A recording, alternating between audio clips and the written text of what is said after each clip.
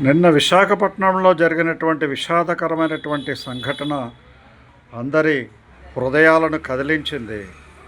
విద్యా వ్యవస్థను తనను తాను చూసుకునేటువంటి దుస్థితికి తీసుకొచ్చింది. ఎందుకంటే టీచర్ స్టూడెంట్ పేరెంట్స్ రిలేషను గురించి ఇక్కడ మాట్లాడాలి. టీచర్స్ క్రూరంగా ప్రవర్తించడం, ఘోరంగా ప్రవర్తించడం, భయపెట్టడం లాంటివి మానుకోవాలి. పిల్లలు బట్టి వాళ్ళ ప్రవర్తన ఉండాలి. సైకాలజీ తెలియనటువంటి టీచర్ అసలు అక్కడ టీచర్గా ఎందుకు పనిచేస్తున్నదో నాకు అర్థం కాదు. యాజ్ ఏ టీచర్గా, యాజ్ ఏ సోషల్ సైంటిస్ట్గా నేను చెప్పబోయేటువంటి విషయం ఏంటంటే టీచర్స్ పూర్తిగా మారాలి. మరీ ముఖ్యంగా ప్రైవేట్ స్కూల్ టీచర్స్, వాళ్ళకి టార్గెట్స్ ఉంటాయి.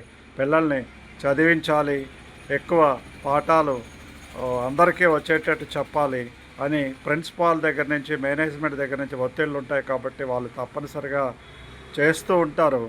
అది స్టూడెంట్ టు స్టూడెంట్ వ్యారీ కావాలి. ఆ మాత్రం తెలివితేటలు, ఆ మాత్రం సైకలాజికల్ స్టడీ లేనటువంటి టీచర్స్ అసలు అక్కడ టీచర్గా పనిచేయడానికి పనికిరారు.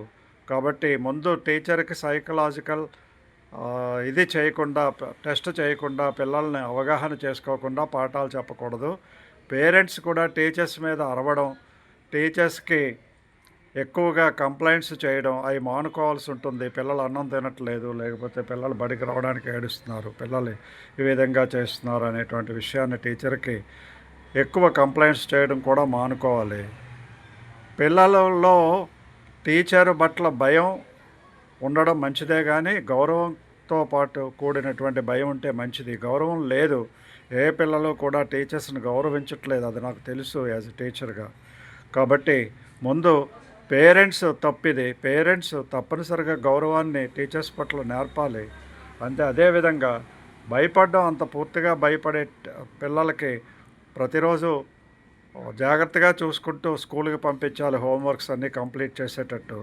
లేకపోయినట్లయితే ఇటువంటి ప్రాబ్లమ్స్ చూడాల్సి వస్తుంది. ఏది ఏమైనా సరే ప్రైవేట్ విద్యా వ్యవస్థలో సమూలమైనటువంటి మార్కులకి ఇది నాంది ప్రస్థానం కావాలి. తప్పనిసరిగా పిల్లలు, పేరెంట్స్, టీచర్స్ సుహృద్భావ వాతావరణంలో పనిచేసినప్పుడు మాత్రమే విద్యా వ్యవస్థ సరైనటువంటి రిజల్ట్స్ని సాధించగలుగుతాం. జై హింద్, జై భారత్.